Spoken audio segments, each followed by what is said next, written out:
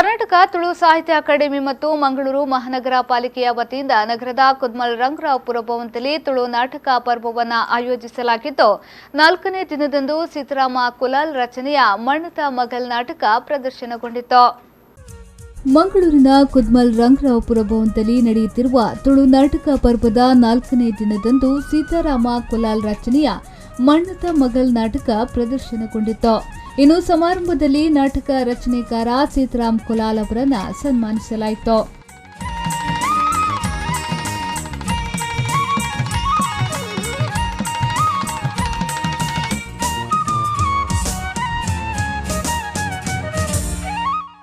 ಸನ್ಮಾನ ಸ್ವೀಕರಿಸಿ ಮಾತನಾಡಿದ ಅವರು ತುಳು ಸಾಹಿತ್ಯ ಅಕಾಡೆಮಿ ಮಹತ್ತರ ಸಾಧನೆಯನ್ನ ಮಾಡ್ತಿದೆ ಎಂದು ಹೇಳಿದರು.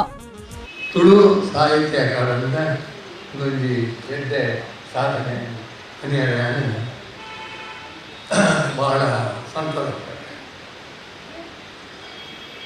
ಈ ದುಂಬು ನನ್ನ ಅಕಾಡೆಮಿ ರೂಪನಾಗ ಕೆಲವು ನಾಟಕದಲ್ಲಿ ಒಂದು ರೀತಿ ದೂರ ಮಂಚಿನ ಸಂದರ್ಭಗಳು ನಾಟಕದಲ್ಲಿ ಒಂದು ಪ್ರೋತ್ಸಾಹ ಬೇರೆ ಕೆಲವು ಸ್ಪರ್ಧೆ ಮಾತ ಎಂಗಳು ಮಲ್ದ ಐದು ಸಂಗೀತ ಸ್ಪರ್ಧೆ ಹೆಚ್ಚಿನ ಮಾತ ಮಲ್ದ ಅಂಚಾದ್ರೆ ಈ ಕರಿನ ವರ್ಷದ ಮತ್ತು ಈ ವರ್ಷ 2 ವರ್ಷಗಳು ನನಗೆ ಎಡ್ಡೆ ಸಾಧನೆ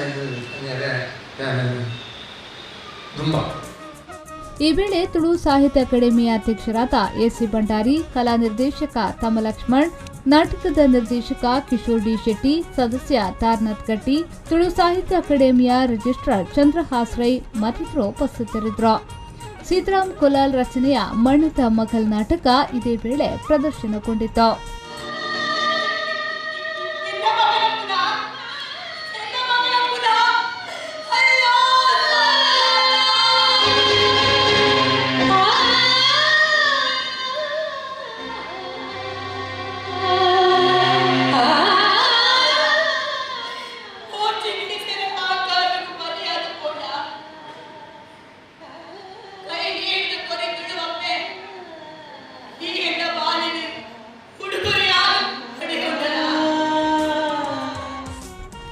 ನಾಗೇಶ್ ಕಾವೂರು, ವಿ4 ನ್ಯೂಸ್ 24/7 ಮಂಗಳೂರು.